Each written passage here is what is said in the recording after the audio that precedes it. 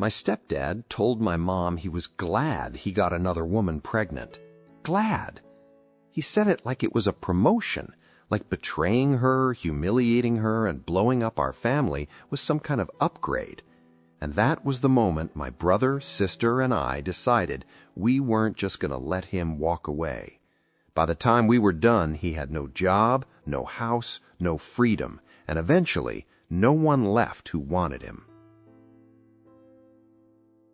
If you've ever watched someone you love get betrayed and wished you could do something about it, this story is going to hit hard. So before we jump in, like the video, subscribe, and get ready, because this is one of those revenge stories where karma didn't just knock, it kicked the door down. When my mom divorced my biological dad after 25 years of marriage, she was emotionally drained. 25 years!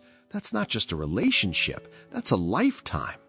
My dad wasn't violent, but he was manipulative, the kind of man who could make you question your own memory, who could twist arguments so well you'd apologize for things you didn't do. By the end, my mom was a shadow of herself. So when she met Chris, she wasn't looking for perfection, she was looking for relief. Chris was younger than her, rough around the edges, charismatic in that loud, overconfident way some men are. There was just one problem. My mom worked as a correctional officer at the county jail. Chris, he had been an inmate there, DUI charge.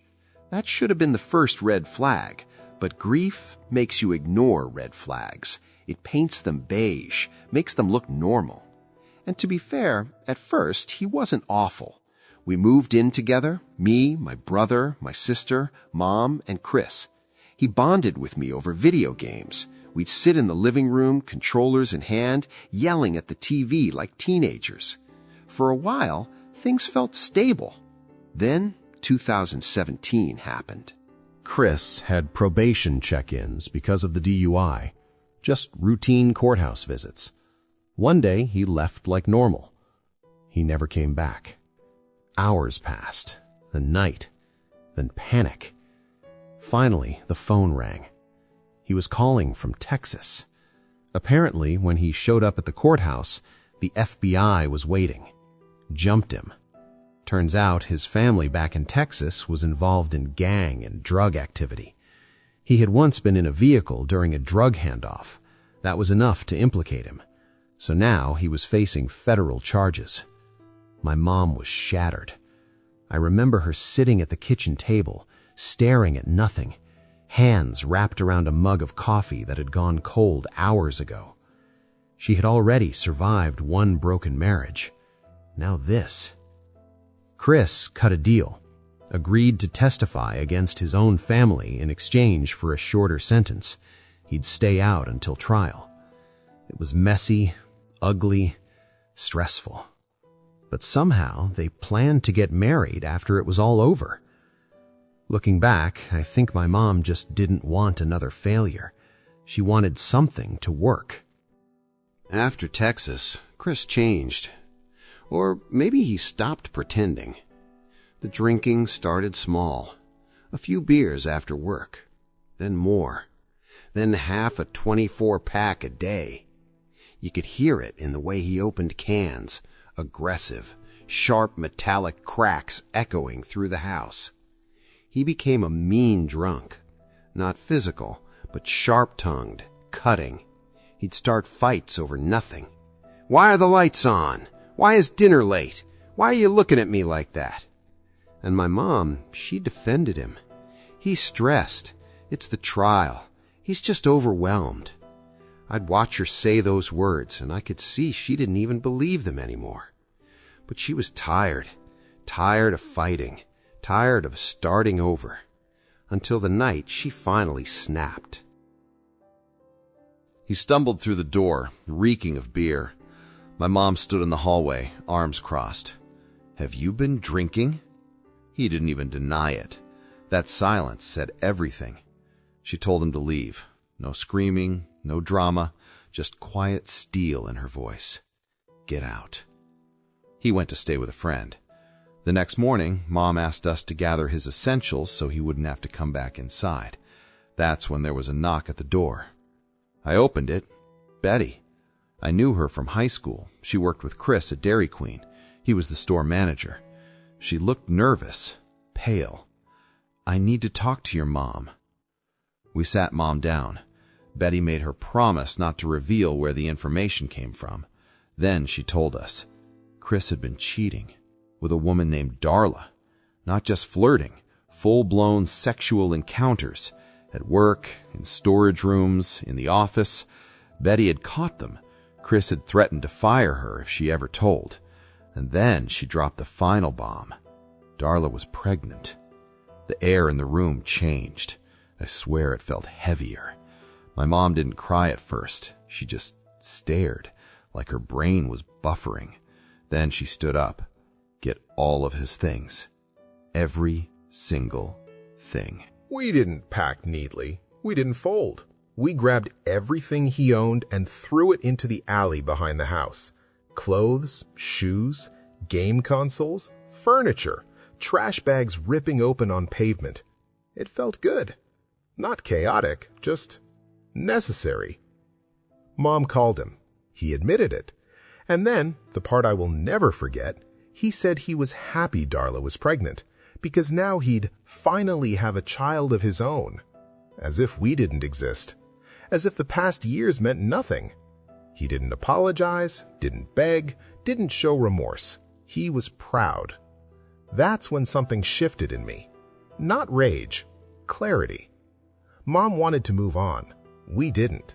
Because this wasn't just cheating. He humiliated her, disrespected our family, used his position to threaten a coworker, and thought he'd just move on happily ever after. No. First call, the franchise owner. DQ stores are independently owned. This owner had multiple locations, and he was a friend.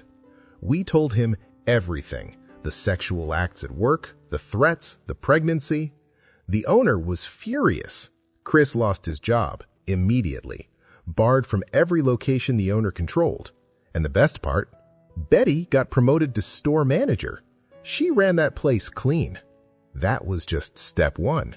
Chris moved in with Darla in a town an hour away, got a job at another Dairy Queen, so we called that owner too.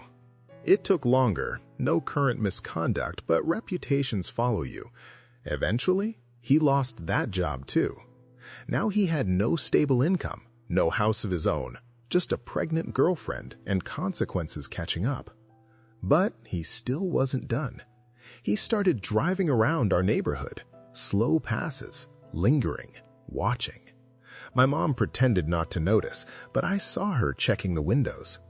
Here's the thing, because of his DUI and Texas situation, he still didn't have a valid license, and he never drove when he lived with us. Now suddenly he was cruising around alone. So we called the police, told them Darla's vehicle was being driven in the area, suggested they keep an eye out.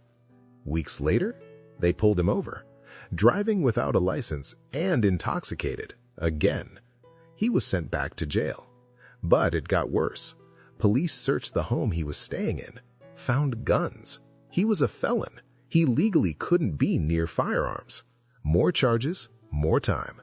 By the time he finished that sentence, it lined up perfectly with his Texas trial. He was shipped back. His son was born while he was in prison. Darla realized who he really was. She left, filed for child support. During his incarceration, he sent my mom letters, stacks of them. "I'm sorry. It wasn't my fault. Take me back. You ruined my life." All in the same pages. Mom burned every single one. Didn't read most of them, just watched them curl into ash. We moved out of state. Fresh start. Chris eventually got out. Last I heard, he lives in Kansas.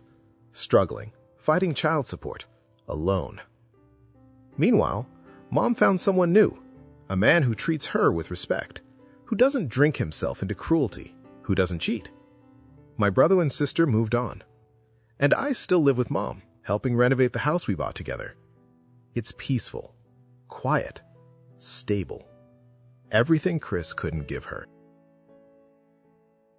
The most satisfying part wasn't the job loss, or the arrest, or the prison time. It was this. He thought he'd upgrade his life. Thought he'd trade my mom in for something better. Instead, he lost everything. And my mom? She didn't crumble. She didn't beg. She didn't chase. She rebuilt. And we made sure he never forgot what he threw away. Revenge doesn't always mean violence.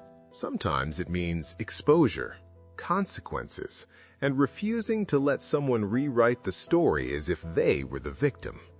Chris thought he could cheat, lie, threaten, and walk away untouched, but actions echo, and sometimes they echo loudly.